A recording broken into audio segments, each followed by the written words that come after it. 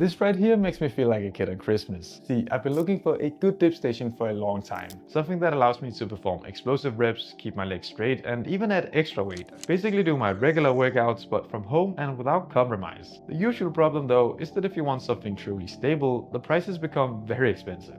So when I got this made for 300 kg at a much lower price tag, I was honestly a little skeptical at first. But I can already tell you that it's made my trainings much more convenient, and that's why I wanted to give you a closer look so you can see for yourself what to expect. I'll also test it with some heavy weights so you can see the stability, and of course then we'll talk about the price and discounts at the end. In total, the assembly took me about 30 to 40 minutes, and it was honestly pretty intuitive. You can tell straight away that the quality is good and the steel is surprisingly thick. As you can see, I mounted it under some home gym mats that actually came with the station, and I like how this creates a designated training area. And that's the thing about this station. Right off the bat it just looks very compact and clean, which I think is a pretty underrated aspect, because when you place something like this in your home, you don't want it to feel like an eyesore all the time, especially with a non-foldable setup that you can't tuck under the bed after every workout. Now, as for the height, the bars are placed at 130 centimeters, and for me being 177 centimeters tall, that allows me to fully straighten my legs with room to spare. I also know that Simon Imhauser, who's 185 centimeters, trains on these bars with straight legs. So in most cases, you won't have to bend at the knees, which if you want the optimal technique is a big deal. But of course, if you're even taller than Simon, you may have to bend slightly, so take that into consideration. Now, another cool thing about this station is the fully adjustable width. You can start by testing what feels good, and then you simply lock it in place when you're ready. Most dip bars solve this by angling outwards, which can cause irritation by slightly rotating the shoulders. So having the bars parallel but still adjustable is almost always ideal. Of course, this is made by a calisthenics brand, and they've been asking us athletes for advice, so something like that is taken care of.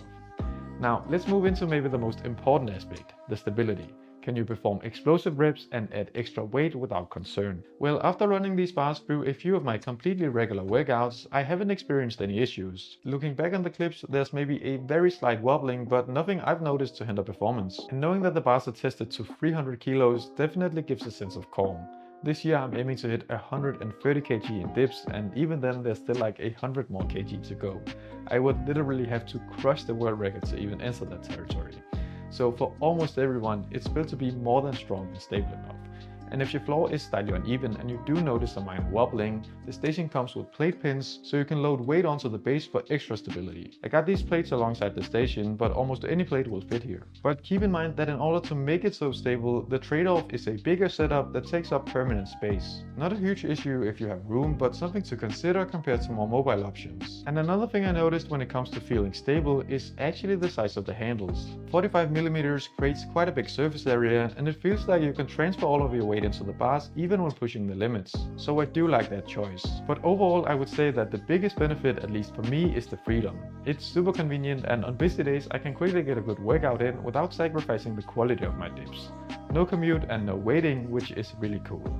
The only thing I can't really speak on yet is the long-term durability, because I haven't had it for that long yet. So that's what the station offers, but now let's talk about the price. The cost is €300 for the indoor version, and then you can get an extra 10% off with my code Jacob10, bringing the total down to €270. Of course, that is still a lot of money, but for the purpose and especially considering the alternatives, I think that's a really good price. There is also an outdoor version with some different coding and some different options when it comes to the home gym mats, but you can check all that out via the link I've put in the description. I hope you got some answers and that you enjoyed this format. Be sure to let me know in the comments if you have more questions or if you'd like to see more equipment reviews in the future. That was it for the video. I will see you in the next one.